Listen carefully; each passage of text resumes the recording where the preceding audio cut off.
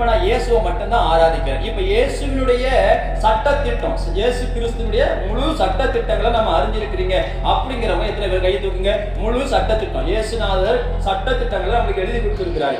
சில சட்ட திட்டங்கள் நம்ம படி நம்ம கடைபிடிக்கணும். இயேசுநாதர் நம்மளுக்கு சில அதாவது கடவுளே நம்மளுக்கு இந்த வழியில் தான் நீ நடக்கணும், இந்த வழியில் தான் நீ போகணும், இந்த வழியில் தான் நீ செயல்படணும் ஆண்டவர் நம்மளுக்கு கட்டளை கொடுத்திருக்கிறார். ஆமென், அல்லேலூயா. அப்ப ஆண்டவர் சொல்றார், என்னை அன்றி உனக்கு வேற ஒரு தேவர்கள் உண்டாயிருக்க வேண்டாம். அது எங்கெந்து இருக்க வேண்டாமா? வானத்திலேயாவது பூமியிலேயாவது, பூமிக்கு கீழே தண்ணீரையாவது உனக்கென்று ஒரு சொருபத்தையே ஒன்னு என்ன வேண்டாம், உண்டாக்க வேண்டாம், வணங்க வேண்டாம், நமஸ்கரிக்கவும் வேண்டாம் அப்படின்னு ஆண்டவர் சொல்றார். சித்திரம் தீர்த்தப்பட்டது எதையும் நீ வணங்கக்கூடாது. ஆமென், அல்லேலூயா. அதாவது ஓவியமாக இருக்கிற எந்த விதமான விக்கிரகத்தை நம்ம வணங்கக்கூடாது. ஆமென், அல்லேலூயா.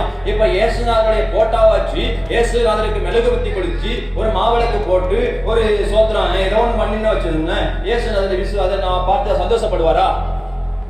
அது சந்தோஷப்படுவாரா? கொஞ்சம் சந்தோஷமா சொல்லுங்க, சந்தோஷம் சொல்லுங்க. இப்ப இயேசுநாதர் ஒரு போட்டோ வச்சு ஒரு மெழுகுபத்தி வச்சு அதுக்கு ஒரு பச்சை கலர் மணியை போட்டு அதுக்கு ஒரு காகி ட்ரெஸ்ஸை போட்டு வேளாங்கண்ணி போனா இயேசுநாதர் நம்பி விசுவாசி நம்மளை ஆசீர்வதிப்பாரா? இயேசுநாதருக்கு அது பிடிக்குமா?